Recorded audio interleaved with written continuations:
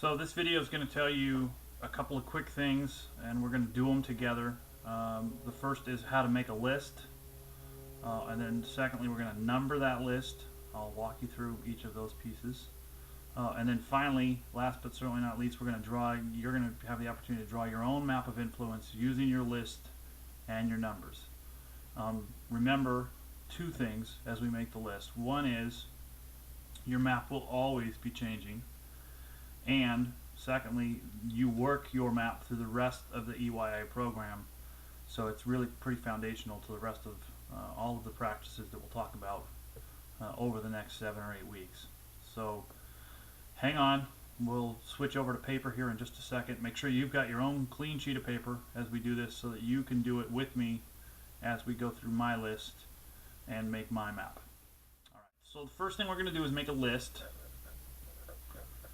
And your list, just like mine in a second, is going to consist of two things. You want to think about, number one, who are people that I know that have some sort of influence in the area in which I'm trying to get something done, get my idea, whether it's, I'm going to use an example of, I'm going to try to get a book proposal in front of a publisher.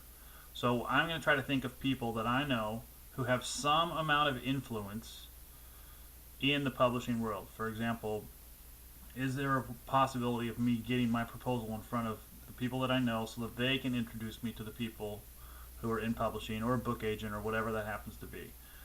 Your situation might be different. You might be trying to get more speaking engagements or get more business for a specific thing, whatever it is, but you're consistently trying to think about people in your world who you have some access to, but mainly who have influence in the area in which you're trying to find traction for your idea or your proposal or whatever it happens to be. So the first thing you do is just list them out. Don't worry about most important, least important, any of that. Just get names down. That's the issue. And I'm going to list first names of people as I go, and then we'll talk about how we navigate them. So the first person I know is Todd. All right.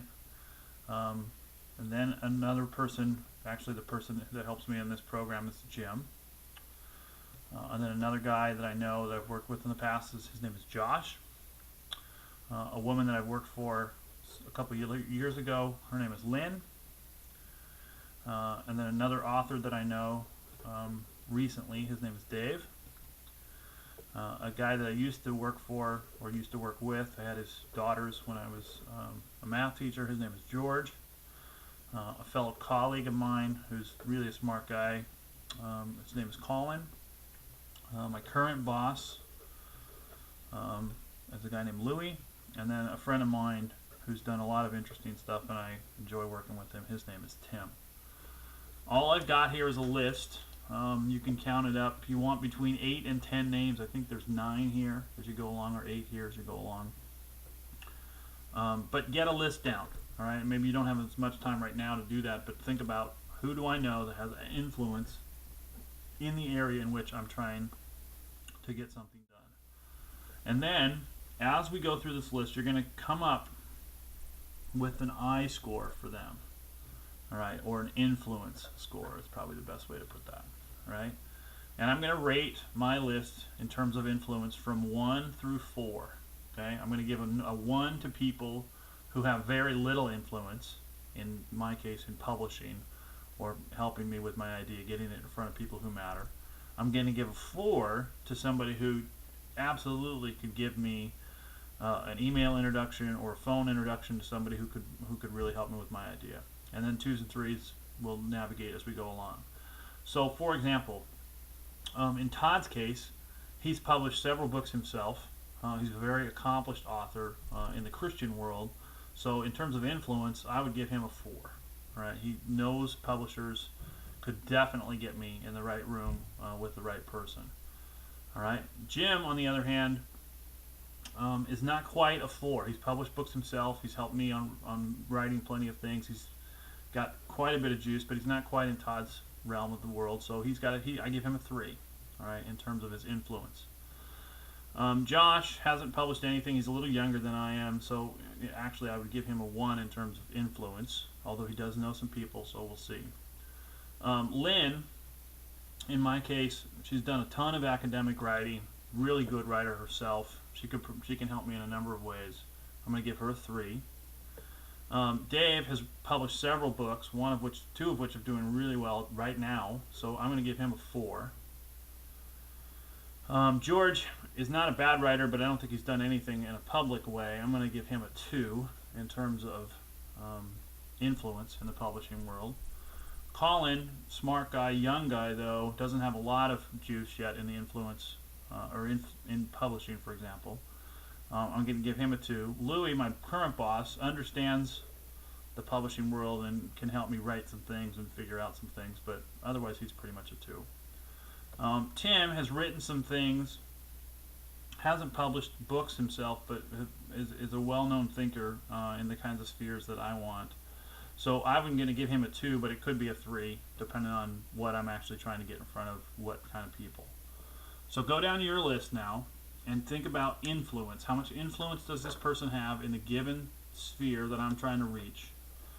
Either people that they know or they actually have juice themselves, as far as that goes. And you'll have a score for each of those people, 1 through 4. You can do half points if you want, but that kind of gets things complicated. Keep them in broad brush, 1, 2, 3, or 4. All right. Second thing that we're going to come up with, second number that we're going to come up with, is an access number. So what we mean by access is how accessible is this person to you.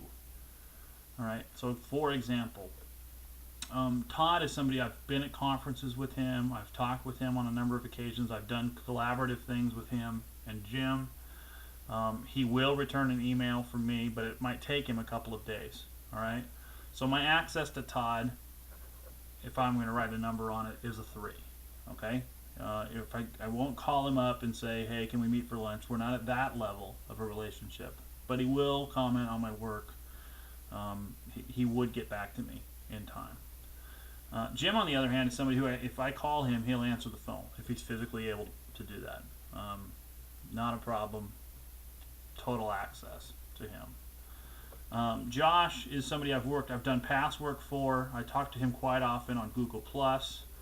I'm going to make him a 3. He's not quite in Jim's category, but he's pretty accessible to me. All right. Lynn is somebody who I haven't worked for a while. We do communicate by email occasionally, not nearly to the level of Josh or Jim, so I'm going to make her a 2. All right. Dave is somebody who I've done some work with. I know him tangentially through some other people. We've had a meeting or 2 just ourselves, so I'm going to call him a 3. All right, maybe a 2, but I'm going to err on the side of 3. All right. George, good friend, good guy. If I called him, he would probably not answer the phone because he wouldn't recognize my number. But if I email him, I'll hear back. Colin is somebody who I've worked with. He'll answer a text or an email immediately for me, so I'm going to make him a 4. Louis, I have a tremendous amount of access to him. We work together a lot, almost every day. Tim is a guy who I don't live close to anymore, but if I called him or texted him, he would definitely make time if I was in town. So I'm going to give him a 3. All right. So now you've got a list of people, and you should have 2 numbers for each person, either a 1, 2, 3, or 4 for each of those numbers. And now we're going to take your list and mine, and we're going to make a map of our list. So let me scoot this up so that we have enough room. All right, and here's how we make our map. We're going to go 5 vertical lines. They don't have to be perfect, just get them on your paper. 5 vertical lines. All right, and then 5 horizontal lines, as best you can, connect them. Doesn't have to be perfect, just see how mine is. All right, there's 1, 2, 3, 4, 5 vertical lines. All right, so draw yourself a grid. It should be 4 by 4. All right, along the side, number it 1, 2, 3, 4. This axis, the vertical axis, is going to be our influence score. Okay, 1, 2, 3, and 4. All right, across the bottom, also number it 1, 2, 3, and 4, left to right. This is going to be our access score, our access axis, if you want to say it that way. All right, and here's how it works. I'm going to take a person like Todd, for example. His score is a 4-3. So he's a 4 on influence, so I'm going to go all the way up to here to 4, and then he's a 3 on access. I'm going to write over here, and I'm going to have a guy named Todd in that quadrant right there, in that cell, if we wanted to use the Excel language. Okay, Jim is a 3 on influence, so I'm going to start here and go up 3. He's a 4 on access, so I go all the way over, and I'm going to write Jim in this category. All right. Josh is a 1 on influence, so he's down here, okay, but I have pretty good access to him. He's going to be in the 1-3 category. Lynn has a fair amount of access, 3, okay, or fair amount of influence, excuse me. She's at a 3, but I only have a 2 in terms of access to her. Excuse me, Lynn. All right. Dave has 4 for access, 4 for influence, excuse me, and a 3 for access, so he's in the same cell right here as Todd. All right, my friend George is a 2-2, so I'm going to go up 2, over 2, and put his name in here. My friend Colin is a 2 for influence, so I'm going to go up 2, but then a 4 in terms of access. I'm going to put him over here. Alright, same thing for my friend Louie. 2 in terms of influence, but I do have access to him. He would go in the same place as Colin. And then my friend Tim is a 2 for influence, 3 when it comes to access. He would go here. Alright? And this, whether you understand it yet or not, this is your map of influence. And we will use this map for the rest of the program. And will your map change, and will it get cleaner, and will you know more about it as you go? Absolutely. But this is the map that we use as we go through the rest of the program.